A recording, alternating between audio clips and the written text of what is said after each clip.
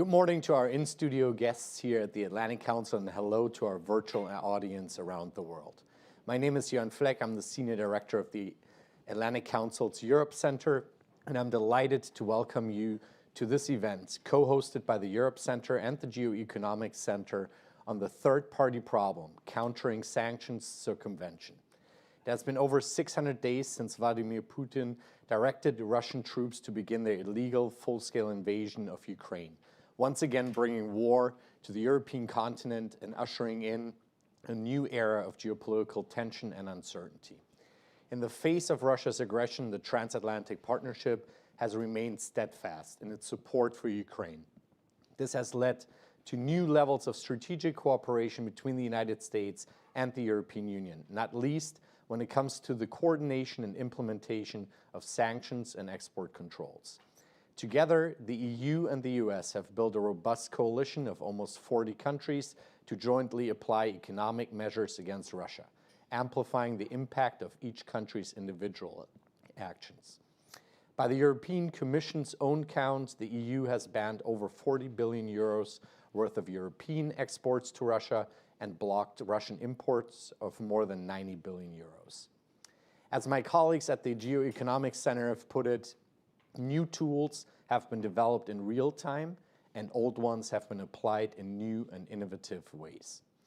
And while early analysis deemed Russia's economy a fortress, our joint efforts are taking a growing toll on Russia's technology supply chains, destabilizing its industrial base and curtailing its access to the global financial system.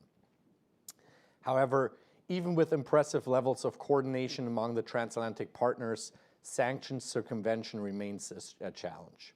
And the enforcement of existing measures has moved to the top of the agenda, from recent EU sanctions packages to G7 conversations.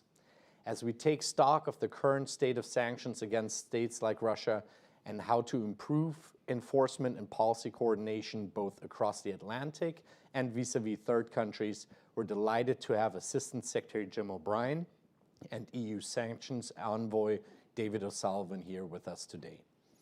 Jim O'Brien was recently sworn in as U.S. Assistant Secretary of State for European and Eurasian Affairs. He previously served as the State Department's sanctions coordinator.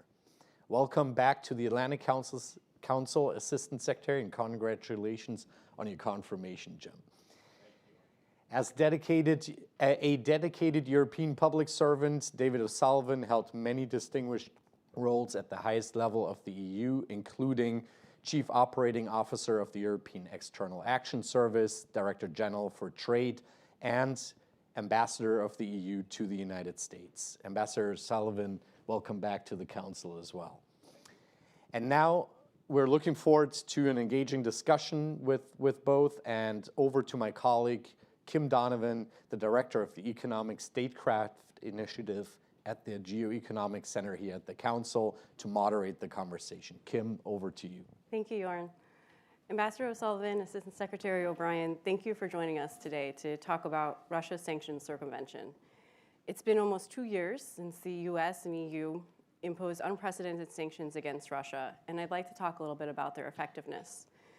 Ambassador O'Sullivan, can you start off by reminding us of just what were the goals of these sanctions when we first got into this?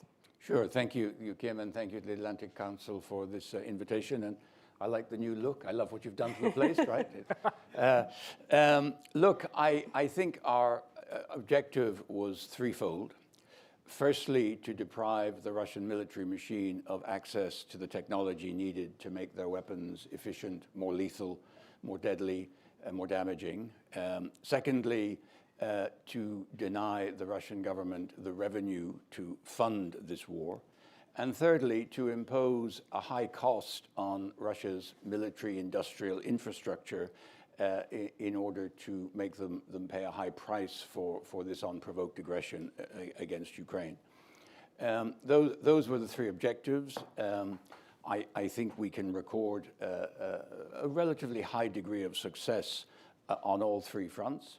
But I would just caution that, of course, sanctions have an impact over time. This is probably more of a slow puncture than a blowout.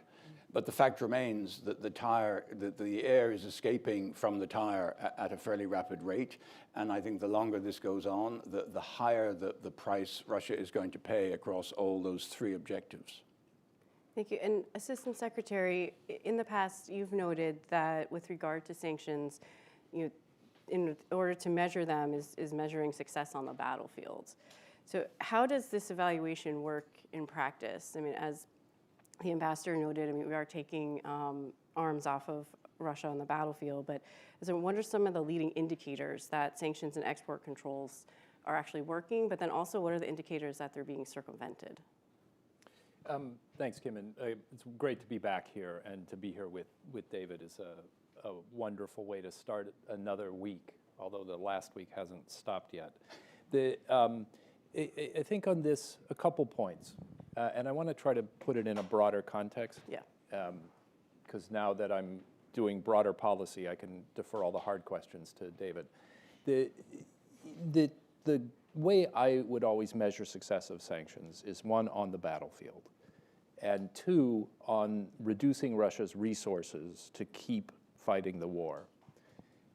Now, this is a sanctions program unlike any other, and we say that about every sanctions program, but this is the world's 9th largest economy when the war started.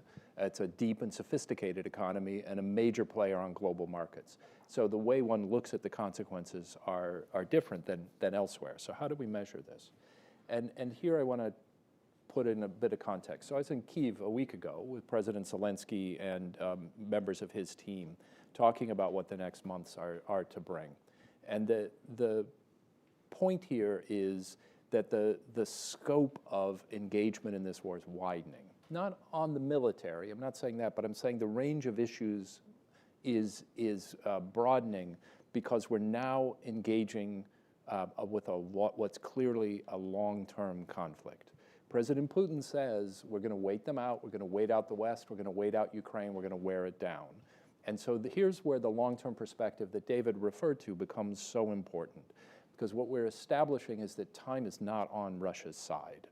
And here what we see in terms of the two goals, so Russia's resource capability, we think their GDP will be 20% smaller in a few years than it would have been without this war. Their ability to engage in the cutting-edge technologies that will both determine the success of economies and success on the battlefield is really immeasurably hurt.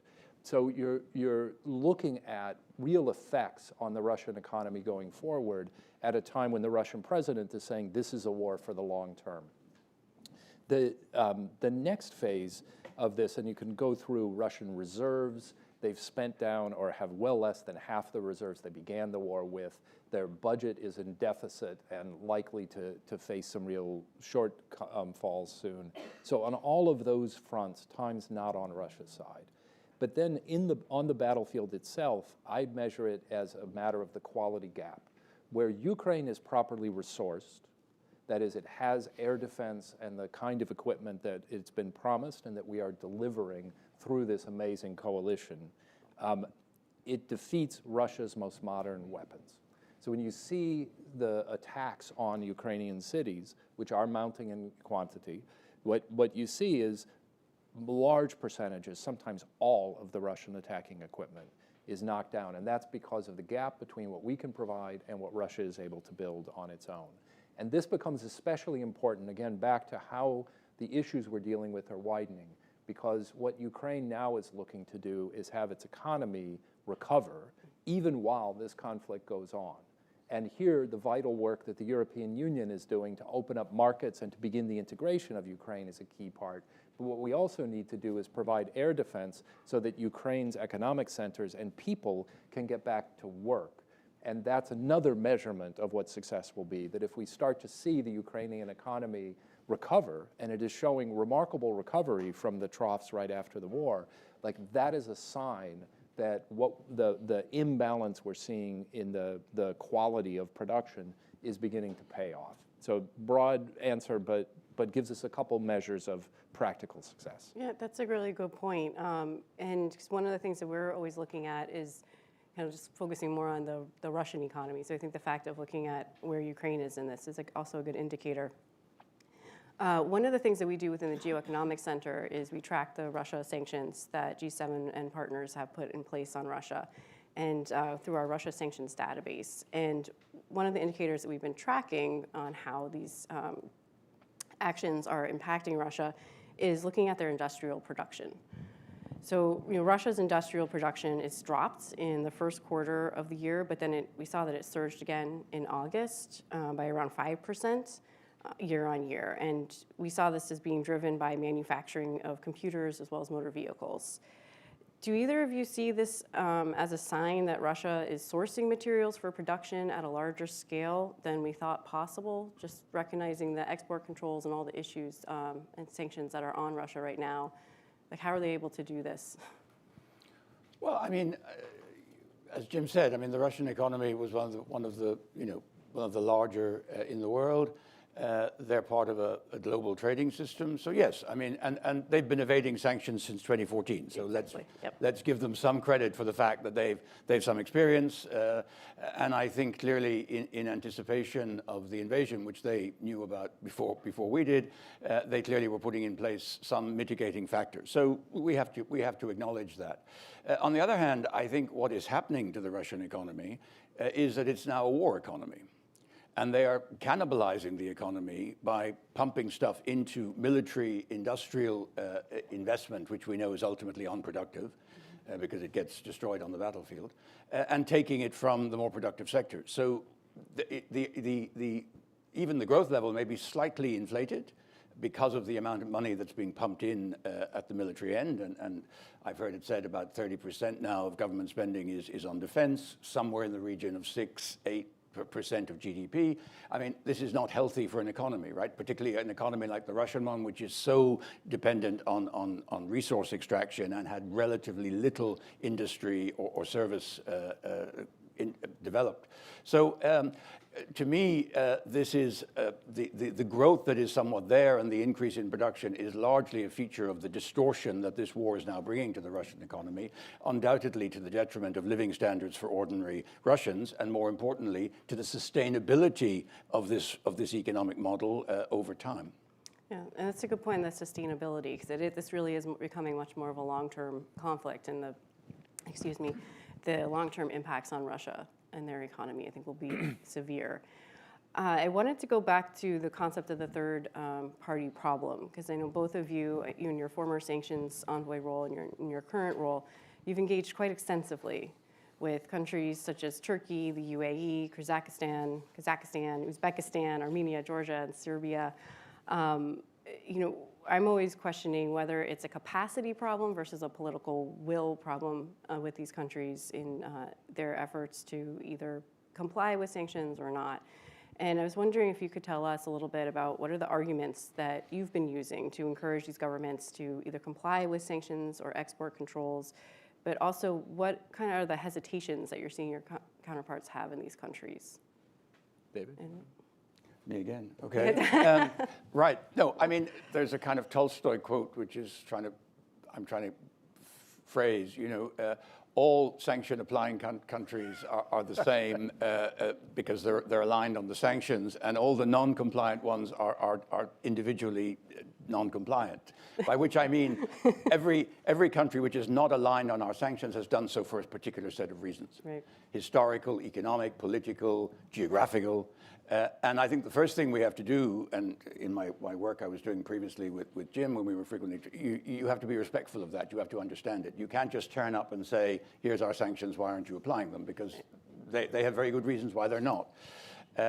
Obviously, for the European Union, we have two countries in that list you mentioned that we are very disappointed about, which is Serbia and Turkey, because they are candidate countries. They would normally be aligning with our common foreign and security policy, and their decision not to align, which we understand. I mean, we're not stupid, but we regret it. With all the others, the argument basically is, okay, you're not aligning with our sanctions. We take that as a given. But equally, you tell us you don't want to be a platform for circumvention. You don't want to get the reputation of being a country where there is sanctions evasion, because this has consequences for your reputation, for your possibility to attract investment. You don't want to, in particular, contribute to the Russian war effort, so you don't want to export dual-use goods or military goods. And we have drawn up, together with the US, the UK, and Japan, this list of what we will call, for shorthand purposes, the battlefield goods. These are the products that, with the Ukrainian colleagues, we have identified are going directly into Russian military material, making missiles more accurate and more lethal, making drones more effective, even artillery shells and so forth. These are otherwise relatively innocent goods that could have, in normal circumstances, a fairly innocent civilian application. But we have been asking countries to prevent the re-export of these goods, because we have seen a massive shift, previously exported to Russia, now exported in large quantities to Kazakhstan, Uzbekistan, Armenia, Serbia, Turkey, and so forth. And I think we've had some modest success. I think we have managed to persuade quite a number of these countries that it is not in their best interest to be a platform for the re-export of these goods.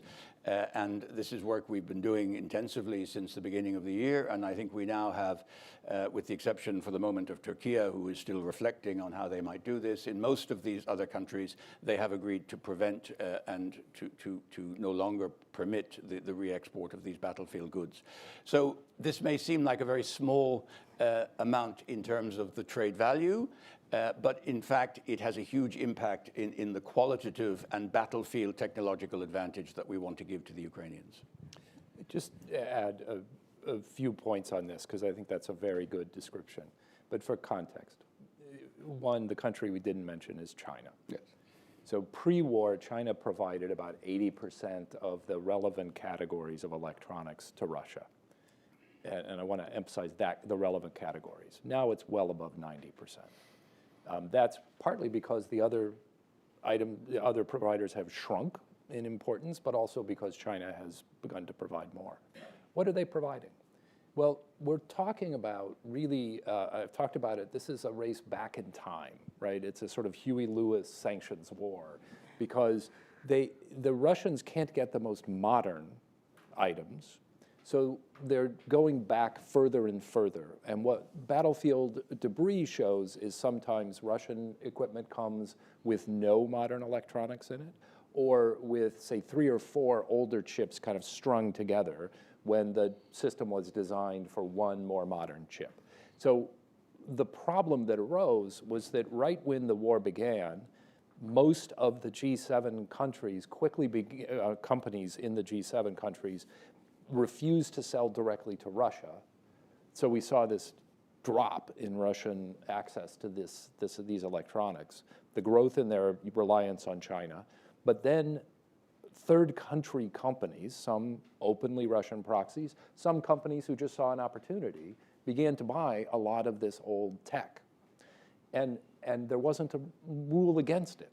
So it was legal trade, but it was showing up on the battlefield. So it was really only in February this year that we began to take these measures to wring these items out of the supply chain.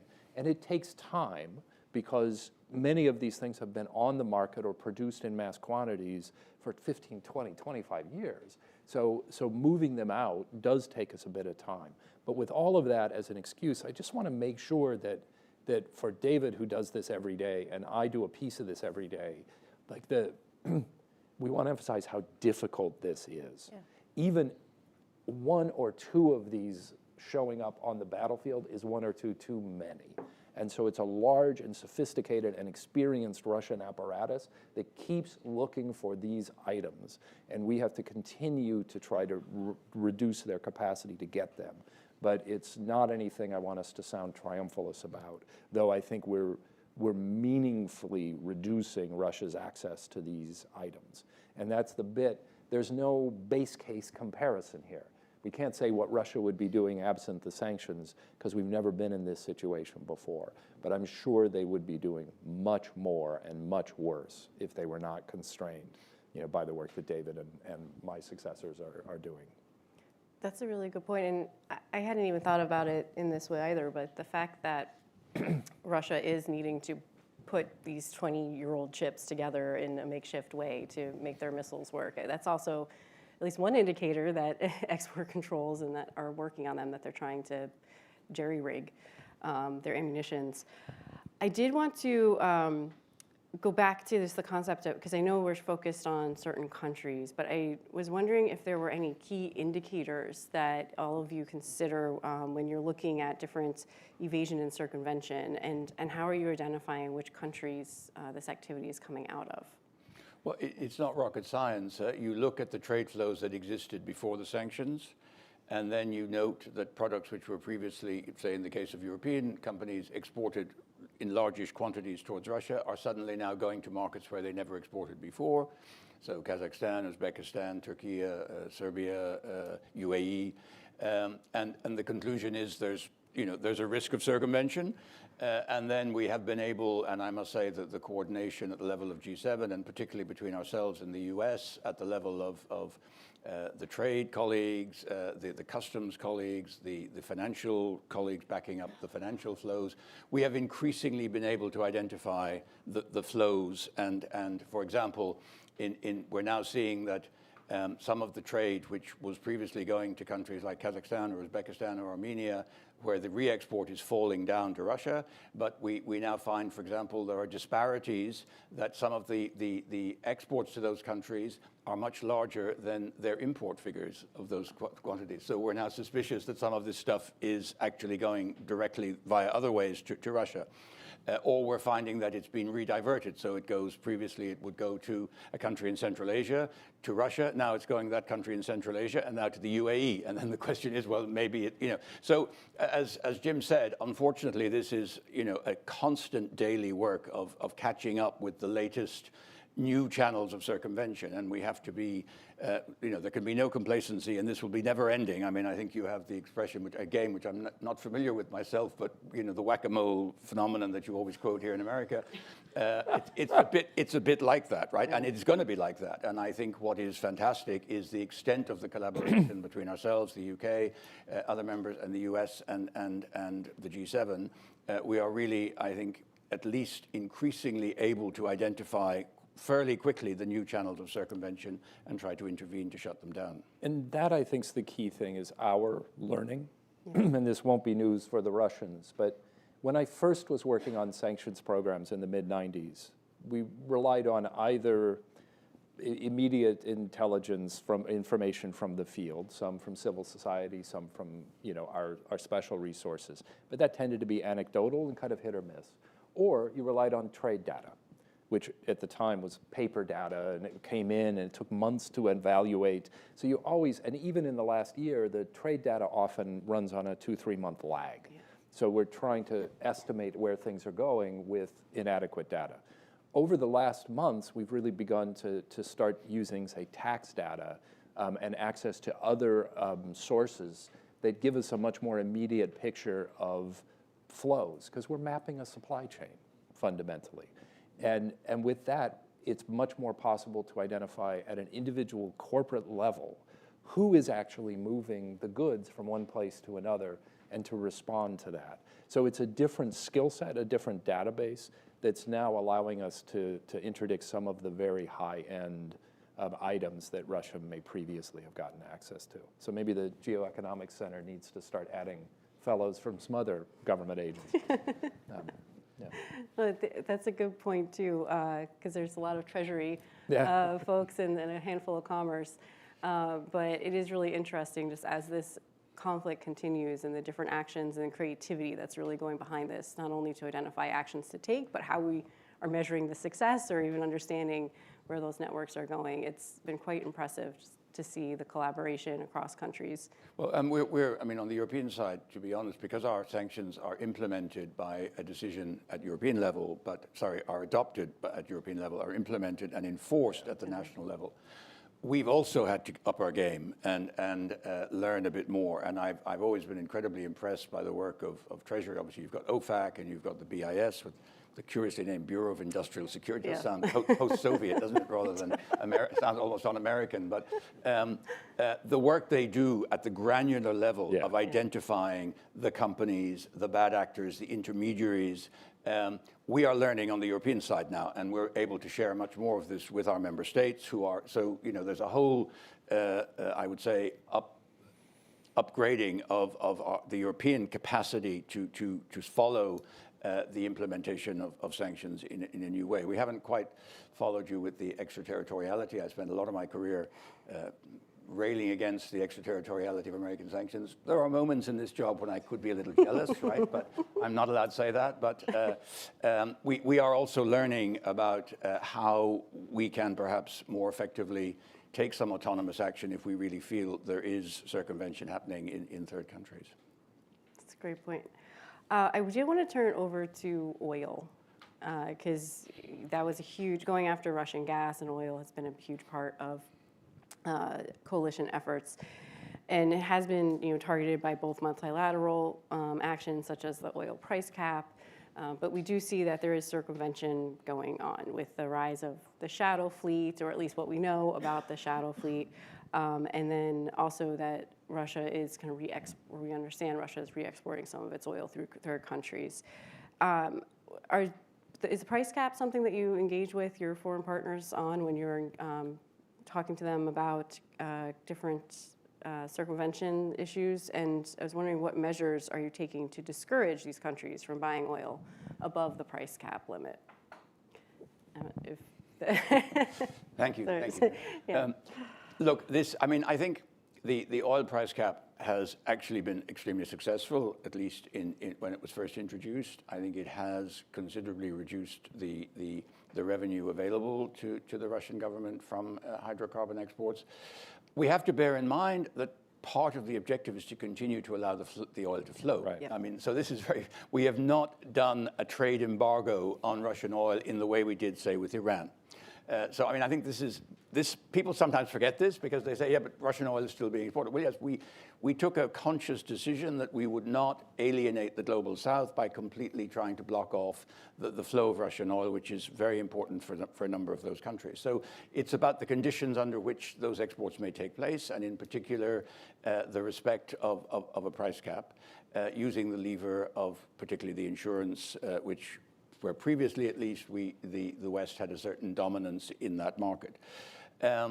I think the price of oil has obviously gone up, which again, has helped the Russian situation. And indeed, we have identified a number of practices which are disturbing in terms of the way the price cap is being evaded. We see shadow fleets, so we see ships being bought up, frequently very poor quality ships at end of life, basically, but being given a new lease of life now through and flagged in various third-party countries, Liberia or wherever. Many of these ships are probably no longer seaworthy. I mean, there's a huge risk for the global community in terms of a maritime disaster if one of these tankers hits a rock and spills its cargo on some coast. They are apparently being insured in ways that are not completely clear through new kind of Russian or Chinese insurance. Again, what's this insurance worth if you actually have an accident?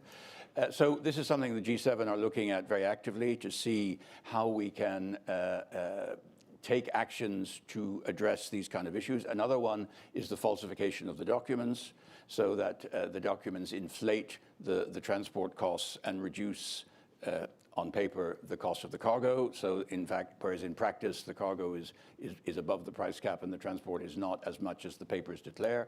So across this full range of areas that I've just described, the G7 are actively working on a new set of measures, and I think we will see measures in the next few weeks. We have already issued an advisory warning operators of these practices and the risks they are taking, but I think we will probably take some additional legal action in the coming weeks. I think this is a great answer, so people should study it. And just 2 points on what we should expect in this area. So Russia benefited greatly from a spike in oil prices around the start of the war. And that was driven by people assuming that there would be difficulties in accessing sufficient supplies of oil. So Russia last year earned twice its historical average from oil sales. Due to the rise in prices. This year, it's back earning at or below its last 5-year averages. I mean, it spikes up and down a little bit month to month, but it was down around half what it was earning last year. And the price cap had a lot to do with that for the reasons David elaborated on. The second piece is we are looking now at essentially an effort by Russia to deregulate global shipping. And so Russia and Iran between them have 500-odd ships that are operating in a ghost fleet using service providers outside the reach of our traditional sanctions. So sometimes I see these unfair comparisons to how we were able to quickly lower Iranian exports 5 years ago. At that point, the service providers all wanted to work in G7 markets, and now that's not true.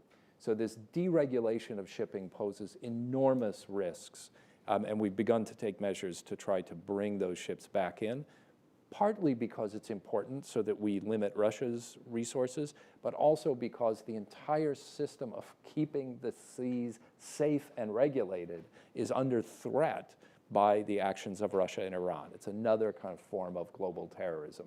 So the US issued a new advisory a couple weeks ago that identifies many of the issues on which we believe work is needed and calls on private sector actors to begin pulling these ships back into and service providers back into the regulated market. And as David says, I expect to see us to do more. And you raised a good point, too, with the private sector, because what's interesting about all the Russia sanctions right now, it really is reliant on the private sector to do a lot of the implementation. So going back to your point on the measures that are, I guess, incoming, is there anything more that you can elaborate on of what type of measures you're going to be looking into? I got it. But there have been very good steps. I think, at least from our experience, all of the information that the various governments have been able to share with the private sector, I think, is really enabling their ability to comply with these actions. I wanted to turn back again to the technology component piece, because at least what we have seen from open source press materials is that like Iranian drones have been found on the Russian battlefield. There seems to be the relationship there between Iran and Russia. And I'm assuming this is part of your ongoing conversations with counterparts, but could you elaborate maybe on what could be done to stop this, and how are Western allies and partners addressing sanctions evasion within their own jurisdictions? Kind of going back to the re-export of US and EU technology, are there conversations that are happening domestically within the EU and US and those companies whose components are ending up on the battlefield, and even in these Iranian drones that are landing in Ukraine? Well, yeah, I mean, again, going back to what I said earlier about the great work that Treasury does and Department of Commerce, I mean, we have learned on the European side now, we deal a lot more with our member states of sharing details of the companies. And one of the big issues now is reaching out to these companies and asking them what due diligence they are doing. How are they checking where these products are actually, who are the companies they're exporting to? Are these companies that were created 2 days after the invasion or 3 weeks before? Just go on the website and just see, does this company have any existence other than as a name on an invoice? And I think increasingly, certainly within Europe, and I think here in the States, companies who are producing this stuff are increasingly aware of the need to be very careful. In fairness, and I think this is a point we can't emphasize, as Jim said, there's a stock out there that left years ago. So, I understand the frustration that when the Ukrainians open a missile and they find a European or an American piece of chip in there, but sometimes when you look at the serial number, you find this thing was manufactured 10, 15 years ago. So it's not the company's fault. It's not a latest shipment. This went into some supply chain many years ago. So that is undoubtedly part of the problem, but we have to deal with. But I think increasingly we are working with the companies. We're also identifying, I mean, for the first time in the 10th package, we listed 7 Iranian entities who were responsible for the supplying of these drones. And I think certainly on the European side, we are increasingly willing to identify bad actors in third countries and to put them in our list. We listed 3 companies in Hong Kong in the last package. This is a small step in that direction, but I think people are beginning to see that we are willing to take those steps where we do identify companies in third countries who are actively contributing to the circumvention of sanctions. So welcome to the club, David. Still not extraterritorial, right? I can't remember the number, 19 Iranian companies, a number of companies operating in Hong Kong and elsewhere, and we will continue in that path. You know, to pull back again to the broader point, the breadth and depth of the coalition matters, because we are looking at what the economy of the next generation will be, which we know will be driven by advances in artificial intelligence, in the green transition, in biomedical engineering. Russia's not going to play in those things. And now companies are having to make a choice. Do we want to make a little extra cash right now, selling some old tech into a shrinking economy, or do we want to be part of the economy that's going to grow in the future? And I never like the simple binary as a way of presenting options for people, but increasingly I think the higher end long-term players understand where their interests are. And that's also true in some of the countries that you've alluded to as places where circumvention has happened. So they will make a choice. On the Russian side, they're begging North Korea for help in violation of UN Security Council resolutions. Kind of tough to sit in the Security Council then as an upholder of international law. They've got Iran, but Iran's got its limitations as a provider as well, and is now looking at opening a second front war itself. So Russia's bench is not deep. And the more that we try to limit the options and limit its reach, I think the more we'll start to see impacts on its supply chains as well. That makes a lot of sense. And I'm wondering too, just because of who Russia is partnering with now, of DPRK, Iran, you know, there's heavy sanctions on those countries as well. So presumably this will also start to impact Russia's ability to get goods from them. I know we are coming up short on time, and I did want to turn some attention to the 11th sanction package that the EU issued, because there was an anti-circumvention framework that was included in that package. At least my understanding is that this framework would allow member states to prohibit the exports to third countries identified by European Council as having systematically and persistently failed to prevent supplies of EU goods to Russia. I was wondering if you could tell us a little bit, Ambassador, about how effective has this framework been? I mean, I know it's still fairly new. And then, is it kind of creating a deterrent for some of these companies from exporting these goods? Well, there are three ways in which the European Union can now act against entities in third countries whom we believe are contributing to circumvention. I mean, the first, which was always there, is basically to add them to Annex 4 of the dual use regulation, which means we make it impossible for European companies to export to those entities. So no extraterritoriality there, but we prevent European companies from doing business.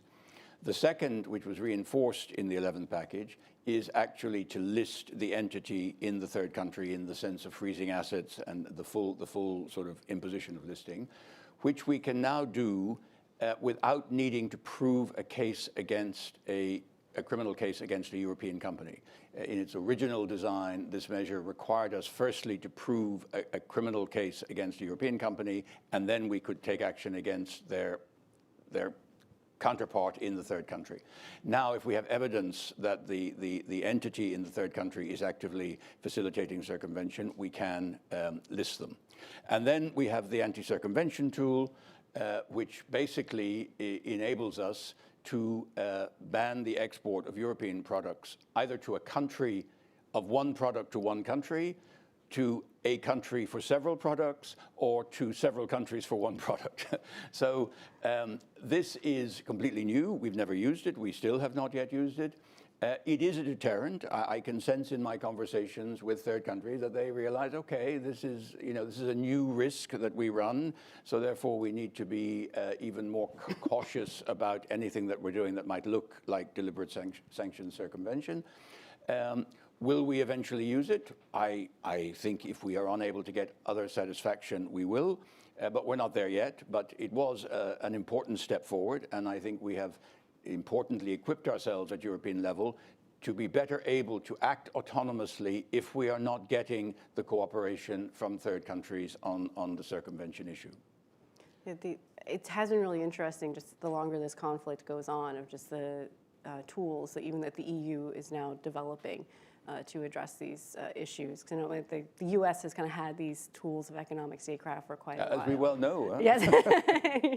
And so it's been really interesting to see now how the EU has really been standing up and taking their own actions on these adversaries.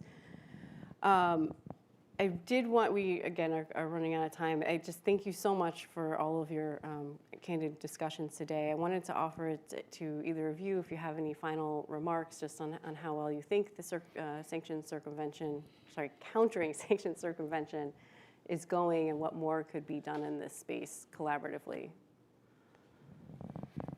Well, I mean, very quickly, firstly, I think this is a critical part of our toolbox in the support we give to Ukraine. Secondly, I think we have to acknowledge that we're in this for the long haul. When I'm talking to business, I say, prepare yourselves for this to be there for 5-10 years. I do not see any imminent lifting of these sanctions in any significant way, even if there were to be a cessation of the hostilities at some point, which doesn't certainly look likely now, but at some point, even if it were to happen, there will be so many other issues. So we're in this for the long haul, and we need therefore to equip ourselves and to invest the resources in the implementation of these sanctions, which takes that into account. This is not something that we can just throw a few people out for a few months and then hope that we can redeploy them to something else afterwards. And I must say, our member states are really investing heavily, and I'm very impressed with the seriousness with which they're all taking this, which is breaking new ground for us, to be very frank. Mm-hmm. And thirdly, I just want to thank, particularly the United States, since we're in DC, Jim personally for all he did in his previous role, and all he will continue to do in his new role. But the cooperation is fantastic across the G7, but particularly with obviously the US, who has, as you've said, much more experience, many more people working on all of this. But the exchange of information, the cooperation, I've never seen anything like it, and it's much appreciated, and it, I think, is to our mutual benefit, but also to the benefit of Ukraine that we are cooperating so closely.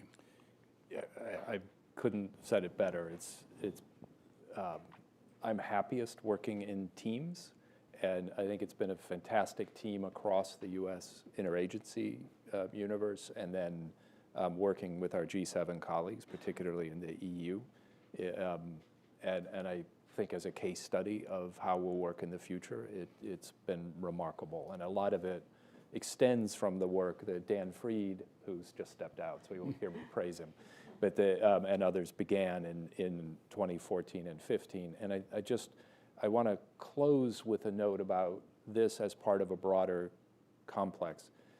For the reasons David just said, the sanctions and export controls now are making the world of the post-war. So we're rebuilding the supply chains. And if I were in a business, I'd say, okay, look at these today. This is telling me what my supply chains are going to be over the next 5 or 10 years. There is no quick snapback to a commodity-rich Russia that will buy my stuff in a couple of years. I'm looking at the growth coming from green tech and AI and biomedical engineering, and all of those advances are going to happen in a universe that is the coalition now enforcing these export controls. So that's the market to look at, not the quick cash and carry that may have been there, after the oil boom of 2006 and 7. So it's the future. That's a fantastic point, and I'm going to end on that note. Thank you both so much for joining us today, and thank you everyone for tuning in. Thank you. Thank you. Thank you.